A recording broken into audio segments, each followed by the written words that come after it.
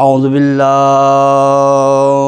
من الشیطان اللعین الرجیم بسم اللہ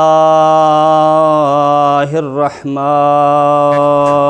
الرحیم الحمد للہ رب العالمین الحمد للہ الذی خلق الموت والحیات لیبلوکم احسن عملا ثم الصلاة والسلام علی اشرف الانبیاء والمرسلین محمد واہل بیتہ الطیبین الطاہرین المعصومین المنتخبین ابا القاسم محمد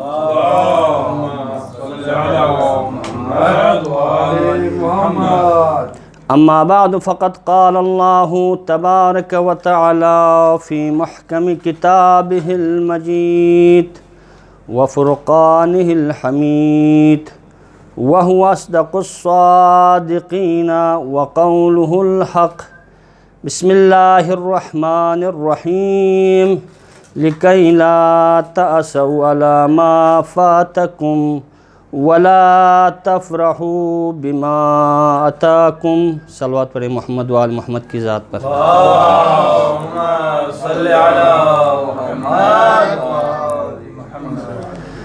عزیزان محترم، سامعین کرام، سب سے پہلے بارگاہ خداوندی میں شکر ادا کرتے ہیں کہ اللہ پاک ذات نے ہمیں دوبارہ فرش عزا بچھا کے مجلس عزا برپا کرنے کی توفیق عطا کی، اور شکر ادا کرنے کے ساتھ دعا گو ہے خداوندہ عالم بشریت میں جو وبا کی لہر ہے، بحق ابا عبداللہ الحسین تمام مؤمنین و مؤمنات کو اس مرض سے محفوظ فرما، اور جو مؤمنین مبتلا ہے خداوندہ انہیں شفا و کامل و عاجلہ عطا فرما، دیگر مومن مریض ہیں اور مومن مومنات نے التجا کی ہے دعائے صحت کے لئے، خداوندہ بحق زین العابدین علیہ السلام انہیں شفا و کامل عطا فرما، قبولیت دعا کے لئے بآواز بلندتر صلوات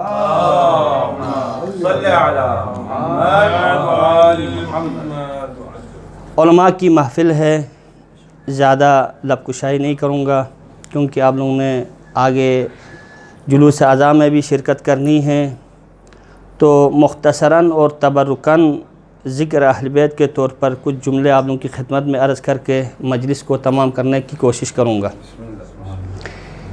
عزیزان محترم، اللہ تعالیٰ سورہ حدید کی 23ویں آیت میں ارشاد فرماتا ہے لِكَيْ لَا تَأْسَوْا عَلَى مَا فَاتَكُمْ، تم ان چیزوں پر جو تم سے فوت ہو چکی ہے اس پر افسوس نہ کرو، وَلَا تَفْرَحُوا بِمَا آتَاكُمْ، جو چیزیں تمہیں مل جاتی ہے اس پر خوش نہ ہو جاؤ۔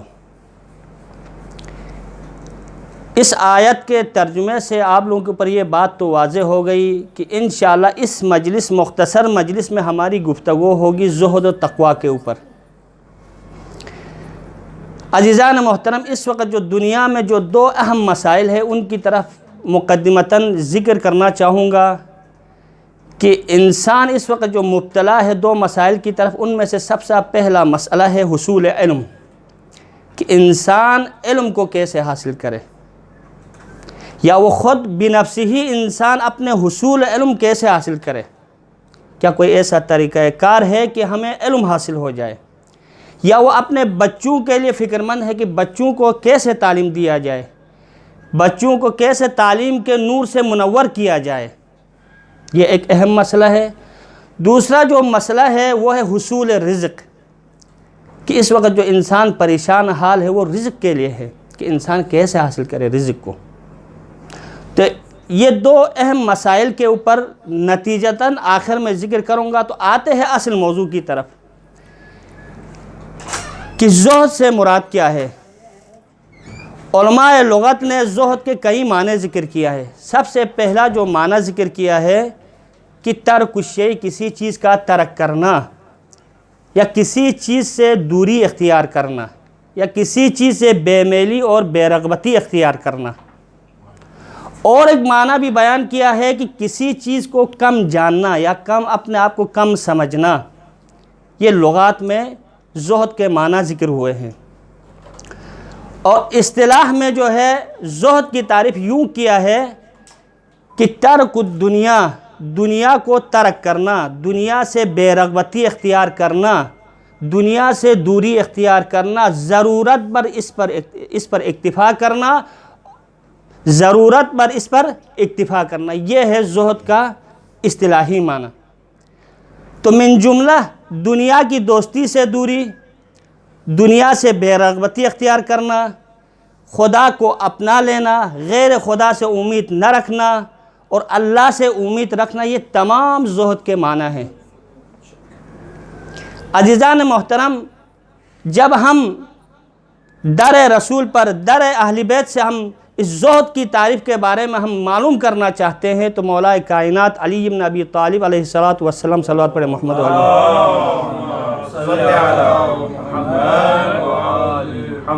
معلوم کرنا چاہتے ہیں تو مولا فرماتا ہے الزہد فی الدنیا قصر العمل،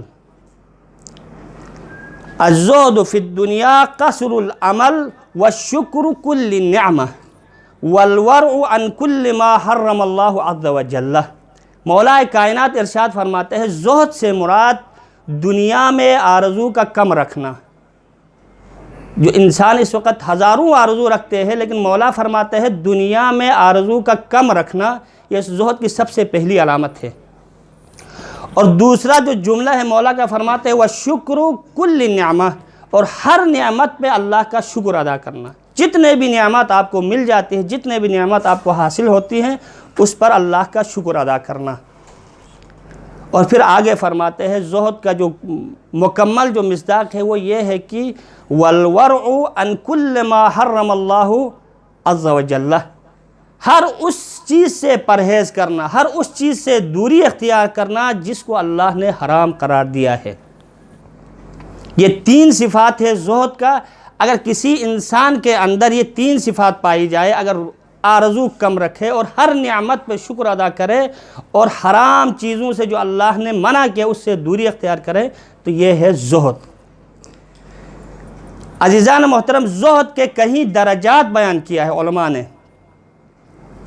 یا کہیں اقسام بیان کیا ہے، بالفاظ دیگر کہیں مراحل ہے زہد کے۔ سب سے جو پہلا مرحلہ ہے، اب انسان کو ضروری ہے ان مراحل میں سے کون سا مرحلے میں ہے یہ خود انسان فکر کرے۔ تو علماء فرماتے ہیں زہد کا جو پہلا درجہ ہے جس کا نام دیا گیا ہے، یا زہد کا پہلا جو قسم ہے وہ زہد عام کہا جاتا ہے۔ زہد عام سے مراد کیا ہے کہ انسان آخرت کی نعمتیں حاصل کرنے کے لیے دنیا کو ترک کرنا۔ اب انسان اپنا آپ کو اندر پرکھ لیں تو وہ اس معیار پہ اترتا ہے یا نہیں اترتا ہے، یعنی نعمتیں، آخرت کی نعمتیں حاصل کرنا، جنت حاصل کرنا، جنت کے جو مراتب ہیں ان تک پہنچنے کے لیے دنیا کو ترک کر دیتا ہے، تو اسے کہتے ہیں زہد عام۔ جو دوسرا مرحلہ بیان کیا ہے، جو دوسرا جو درجہ بیان کیا ہے علماء نے، اس سے کہتے ہیں زہد خاص۔ زہد خاص سے مراد کیا ہے؟ زہد خاص سے مراد یہ ہے، ایک صلوات پڑھیں محمد و آل محمد کی ذات پر۔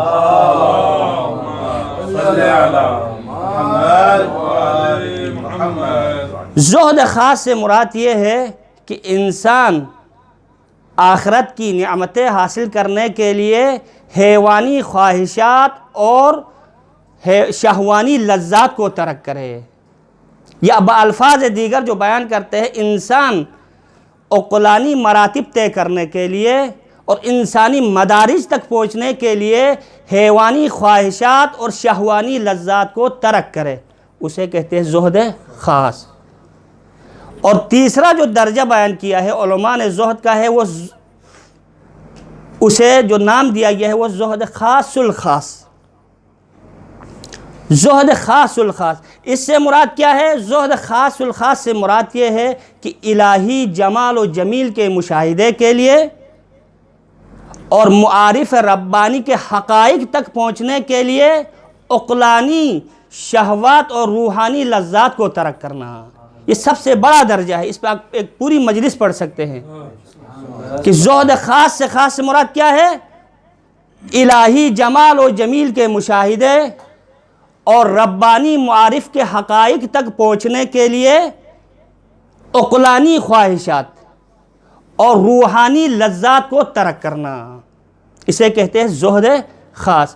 اب آتے سیرت معصومین علیہ السلام کی طرف جب ہم دیکھتے ہیں تو ہمیں بآسانی زہد ہمیں سمجھ میں آتے۔ ایک درود پڑھے محمد وآل محمد کی ذات میں۔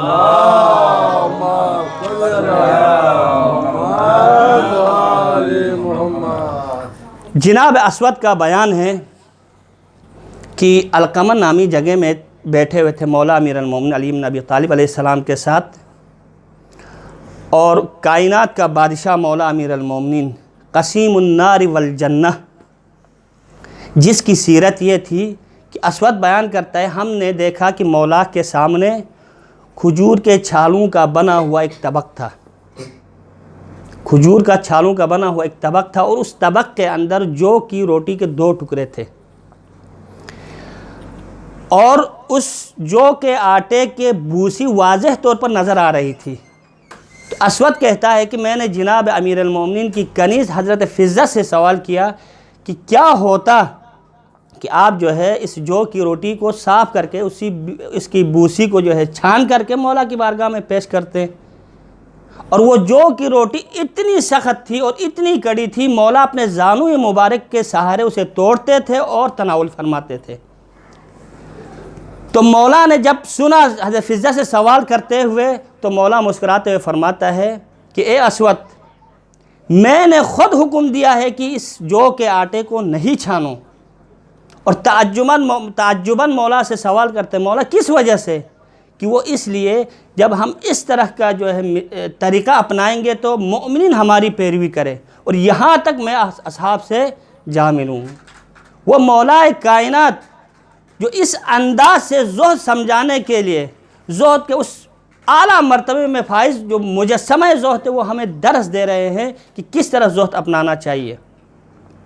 درود پڑھیں محمد وآل محمد کی ذات پر۔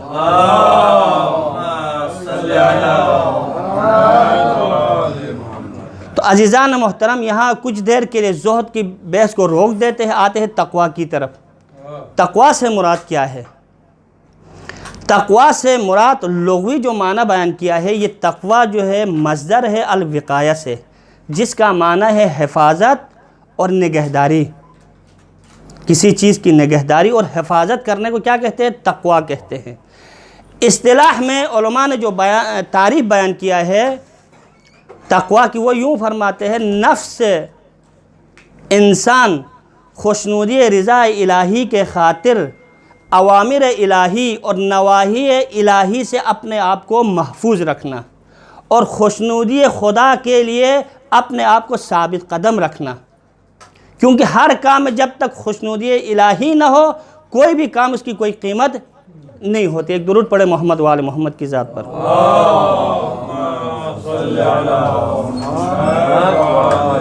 یعنی انسان کے اندر تقویٰ ہو، وہ اوامر الہی کو انجام دیتا ہو اور نواہی الہی سے اپنے آپ کو بچاتا ہو، اور وہ بھی للہ ہو، غیر خدا کے لیے نہ ہو۔ ایک واقعہ ملتا ہے کتابوں میں کہ حضرت موسیٰ علیہ السلام کا دور ہے کہ حضرت موسیٰ علیہ السلام کے ساتھ ایک آدمی ہمیشہ ساتھ رہتا تھا، اور مسائل شریعہ حضرت موسیٰ سے لے لیتے تھے اور تورات کی تعلیم حاصل کرتے تھے، اور معاشرے میں جا کے وہی آدمی جو حضرت موسیٰ سے توریت کا علم حاصل کرتا تھا اور مسائل دینی حاصل کرتا تھا، وہ لوگوں تک پہنچاتا تھا اور دین کی تبلیغ فرماتا تھا۔ جب ایک دفعہ جناب جبرائیل علیہ السلام حضرت موسیٰ کے ساتھ تشریف فرما بیٹھے ہوئے تھے کہ اچانک حضرت موسیٰ کے سامنے سے کسی بندر کا گزر ہو گیا، ایک بندر سامنے سے گزر گیا۔ حضرت جبرائیل علیہ السلام نے حضرت موسیٰ سے پوچھا کہ آپ نے اس آدمی کو پہچان لیا، یہ کون ہے؟ تو حضرت جناب موسیٰ علیہ السلام نے کہا یہ تو ایک حیوان ہے، بندر ہے، سامنے سے گزر گیا۔ یہ بندر وہی شخص ہے جو آپ سے تعلیم حاصل کرتا ہے اور لوگوں تک پہنچاتا ہے، جو پیغمبر کے پہلو میں بیٹھ کر دین اسلام کے احکام سیکھتا ہے اور بیان کرتا ہے، اس کے باوجود بھی اس کی اخروی جو صورت تھی، باطنی جو صورت تھی، وہ بندر کی شکل اختیار کر چکا ہے۔ تو حضرت موسیٰ نے سوال کیا، اے جبرائیل یہ کیا ماجرا ہے؟ یہ تو اسلام کی تبلیغ کرتا ہے، یہ احکام الہی کو پہنچاتا ہے، تورات میں احکام الہی جو ہم سے اٹھاتا ہے وہ سب لوگوں تک پہنچاتا ہے، اور آخر یہ بندر کی شکل اختیار کرنا کس وجہ سے؟ تو جناب جبرائیل علیہ السلام فرماتے ہیں کہ یا موسیٰ یہ واقعی دین کی تبلیغ کرتا تھا، آپ سے علم بھی سیکھتا تھا، تورات بھی سیکھتا تھا، مسائل دینی سے بھی وہ آپ سے استفادہ کرتا تھا، لیکن یہ پہنچاتا تھا اپنے لیے کہ لوگ مجھے فقیہ کہے، لوگ مجھے عالم کہے، وہ اپنے لیے تبلیغ کرتا تھا، راہ خدا اور للہ کے لیے اس کی کوئی تبلیغ نہیں تھی۔ تو عزیزان محترم، تقویٰ کا اہم جو معیار ہے وہ اوامر الہی اور نواہی الہی سے اپنے آپ کو حفاظت محفوظ رکھنا، اور ساتھ للہ ہو۔ جب کوئی کام للہ ہو تو پھر تب جا کے اللہ کی بارگاہ میں اس کی کوئی قیمت ہوتی ہے۔ جس طرف زہد کے درجے اور مراحل پیش کیا ہے، علماء نے تقویٰ کے بھی مراحل اور درجے بیان کیا۔ سب سے پہلا جو درجہ ہے تقویٰ کا وہ یہ ہے کہ انسان ان چیزوں کو ترک کرے جس میں گناہ ہو، کہ آلریڈی ہمیں پتہ ہے اس چیز کا انجام دینے سے گناہ ہے، تو اس کو ترک کرنا یہ کیا ہے؟ تقویٰ کا پہلا مرحلہ ہے کہ انسان اس چیز کو ترک کرے۔ دوسرا جو مرحلہ ہے وہ ہے انسان ان چیزوں کو ترک کرے، ان چیزوں کے انجام دہی سے اپنے آپ کو پرہیز کرے جس میں گناہ اور معصیت کا شبہ ہو۔ دیکھیں عزیزان محترم، مرحلہ ثانی، اگر کہیں آپ کسی چیز کو انجام دیتے ہو، کسی کام کو انجام دیتے ہو، اگر اس میں آپ کو شبہ نظر آ جائے گناہ اور معصیت کا، تو اس سے اپنے آپ کو بچا لو۔ یہ ہے دوسرا مرحلہ تقویٰ کا۔ اور تیسرا جو مرحلہ بیان کیا ہے کہ ان چیزوں کو انجام دینا جو اشکال تو نہیں رکھتی ہیں، آپ کے لیے شریعت کی طرف سے کوئی اشکال نہیں ہے، نہ اس کے حرام کے اوپر کوئی اشکال ہے، نہ انجام دینے کے اوپر کوئی اشکال دیا، آپ اس کو انجام دے دے تو کوئی اشکال نہیں ہے، لیکن احتمال ہے کہ ان کے انجام دینے سے گناہ اور معصیت اور فساد کا سبب ہیں، تو ان چیزوں کو ترک کرنا یہ تیسرا مرحلہ ہے تقویٰ کا۔ چوتھا جو مرحلہ بیان کیا ہے علماء نے وہ ہے امور خدا کے علاوہ ہر چیز سے اپنے آپ کو بچانا۔ امور خدا کے علاوہ ہر چیز سے اپنے آپ کو دور رکھنا، خدا کے جو اوامر ہے نواہی ان پر عمل کرے، باقی کسی چیز پر آپ عمل نہ کریں۔ یہ آخری جو مرحلہ بیان کیا ہے تقویٰ کا۔ تو عزیزان محترم، تقویٰ کو مزید سمجھانے کے لیے ہم ایک واقعہ نقل کرنا چاہوں گا کہ آپ کے اذہان مبارک اگر میرے ساتھ ہیں تو ایک درود پڑھیں محمد وآل محمد کی ذات پر۔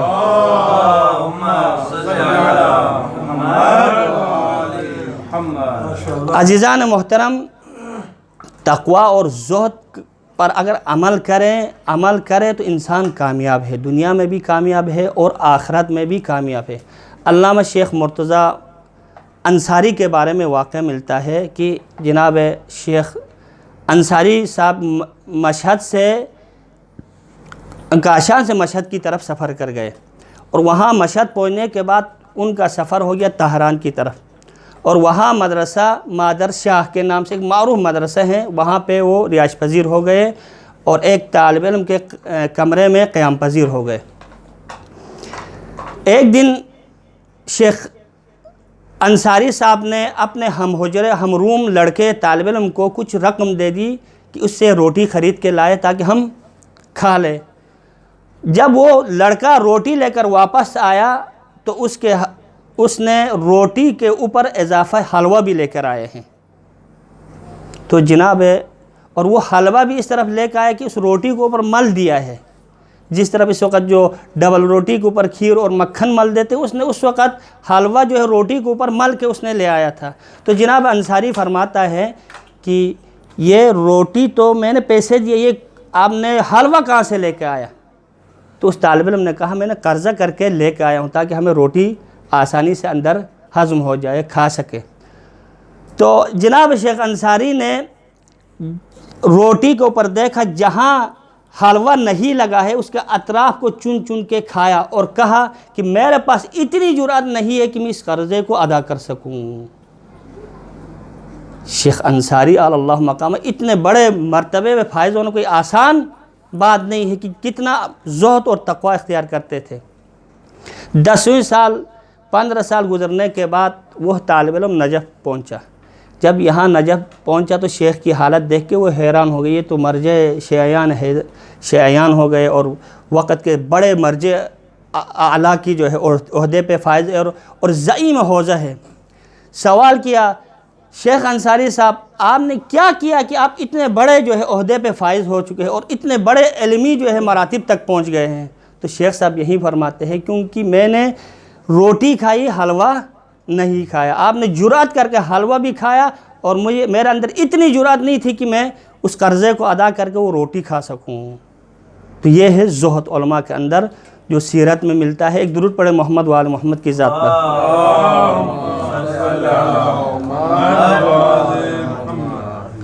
تو عزیزان محترم، جو مقدمے میں جو ایک 2 مسائل کی طرف آپ کو متوجہ کرایا تھا وہ یہ تھا کہ انسان علم کیسے حاصل کرے، کہ انسان پریشان ہے اپنے بچوں کے لیے، اپنے آپ کے لیے کہ ہم علم کیسے حاصل کریں۔ اگر کوئی انسان زہد اور تقوی کے معنی اور تعریف اور اس کا مدرک کو سمجھے تو علم حاصل کرنا کوئی مشکل کام نہیں ہے۔ جب در اہل بیت سے پوچھتے ہیں کہ ہمیں علم کیسے حاصل کیا جائے، ہمیں علم کس طرف علم کے نور سے ہم منور ہو سکیں، تو رسول اللہ صلی اللہ علیہ وآلہ وسلم ارشاد فرماتا ہے، درود پڑھے محمد و آل محمد کی ذات پر،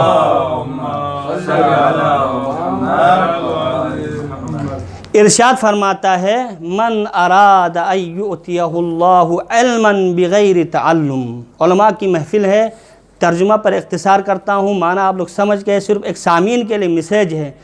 رسول اللہ صلی اللہ علیہ وسلم فرماتا ہے من اراد ان یؤتیہ اللہ علما بغیر تعلم وہدی بغیر ہدایہ فلیزہد فی الدنیا، کہ اگر کوئی انسان علم حاصل کرے بغیر تعلم کے، بغیر پڑھائی کے، یا اگر کوئی انسان یہ تمنا کرے اللہ مجھے ہدایت دے بغیر رہنما، بغیر ہادی کے، تو اس وقت رسول اللہ فرماتا ہے فالزہد فی الدنیا، فالزہد فی الدنیا، دنیا میں زہد اختیار کرو۔ اگر کوئی انسان یہ کوشش کرے کہ زہد اختیار کرے اور بغیر تعلم اور بغیر پڑھائی کے علم حاصل کرنا چاہے تو وہ رسول اللہ صلی اللہ علیہ وسلم کی اس حدیث کو بغور اور عقیدے کے ساتھ عمل کر کے اگر زہد اختیار کرے تو اسے بغیر تعلم کے علم مل جاتا ہے، بغیر رہنما کے ہدایت مل جاتی ہے۔ درود پڑھے محمد و آل محمد کی ذات پر۔ یہ ہے ثمرہ زہد، کہ انسان اگر زہد اختیار کرے تو رسول اللہ نے کتنا آسان مسئلے کو حل کیا، کتنا مشکل مسئلے کو ہمارے لیے آسان کر کے پیش کر دیا، کہ انسان بغیر تعلم، بغیر کسی استاد کے یا بغیر کسی رہنما کے ہدایت مل جائے اور علم حاصل ہو جائے تو وہ دنیا میں زہد اختیار کرے۔ اگر زہد کے معیار اور اس مرتبے کو اگر سمجھے تو اسے علم اور ہدایت حاصل کرنا مشکل نہیں ہے۔ ایک درود پڑھے محمد و آل محمد کی ذات پر۔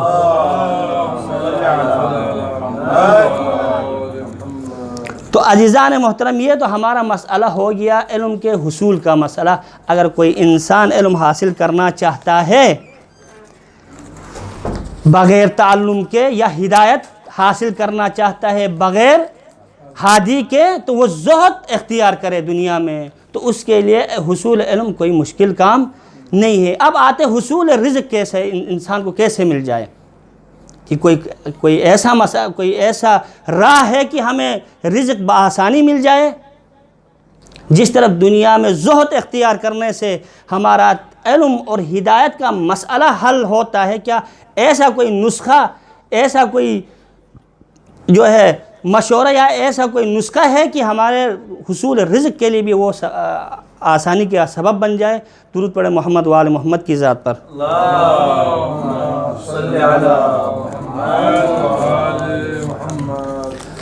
تو جب ہم اہل بیت علیہم السلام کے در پہ جھکتے ہیں تو یہ مسائل کا حل آسانی سے ملتا ہے۔ اگر ہم قرآن کو تھامیں تو یہ مسائل کا حل بآسانی ملتا ہے۔ قرآن مجید میں اللہ تعالیٰ ارشاد فرماتا ہے مَن یتق اللہ یجعل لہ مخرجا ویرزقہ من حیث لا یحتسب۔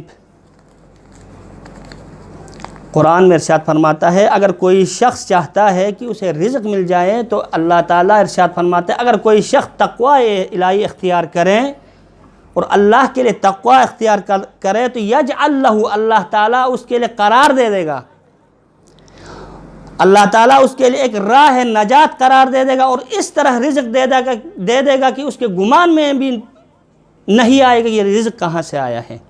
کہ اگر کوئی انسان اگر رزق حاصل کرنا چاہتا ہے تو تقوی الہی اختیار کرے۔ ایک درود پڑھے محمد و آل محمد کی ذات پر۔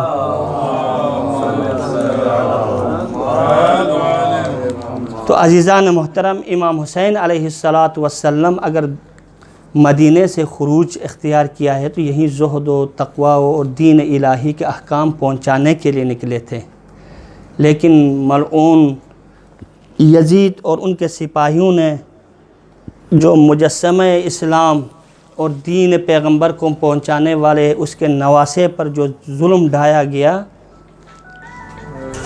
کہ دنیا کی تاریخ میں ایسا ظلم کبھی نہیں ملتا ہے۔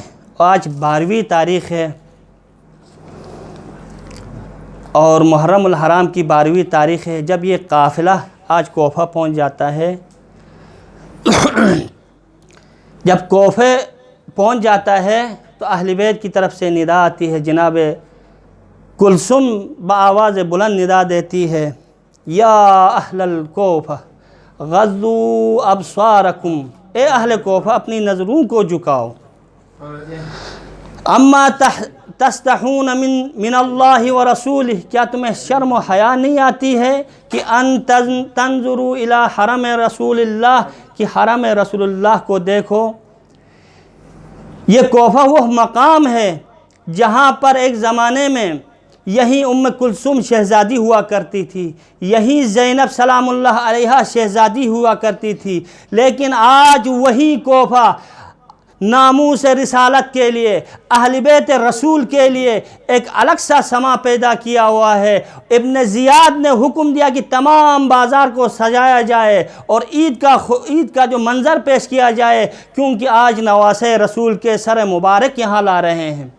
عزیزان محترم، کوفہ کے جو مصائب ہے دامن وقت میں گنجائش نہیں ہے، اتنے سخت مصائب ہے، کیونکہ اس کے مصائب کے سخت ہونے کے دو پہلو ہیں۔ ایک تو یہ ہے کہ ایک زمانے میں یہ اہل بیت اطہار ناموس اہل بیت اطہار کا گھر ہوا کرتا تھا، یہاں شہزادی کے طور پہ ان کو جانا جاتا تھا۔ آج وہی کوفہ اہل بیت رسول نواسی رسول کے لیے سجایا گیا ہے، اور ابن زیاد نے تمام تر لوگوں کو یہ اعلان کیا تھا کہ آج خارجیوں کو شکست دی گئی ہے، ان کے سرہائے مبارک یہاں لائے جا رہے ہیں، لیکن خدا کا کرنا تھا کہ جب یہ اسیر قافلہ کوفہ کے بازار میں داخل ہوتے ہوئے ایک غم اور واویلا کی صدائے بلند ہوتی ہے، کیونکہ کوفہ میں اہل بیت اطہار کو جاننے والے موجود تھے۔ اگر بعض لوگ حضرت علی اکبر کے چہرے مبارک سر مبارک کو دیکھتے تھے تو فرماتے تھے کاش یہ جوان کس کا ہے۔ بعض حضرت امام حسین علیہ السلام کو سر مبارک کو دیکھتے تھے تو فریاد کرتے تھے واہ مصیبتا واہ حسینہ، یہ کیا وقت آ گیا، یہ کیسا وقت آ گیا کہ نواسے رسول اور فرزند علی آج کوفہ میں، اور وہ بھی بغیر تن کے سر یہاں پہنچا ہے۔ الا لعنۃ اللہ علی القوم الظالمین وسيعلم الذین ينقلبون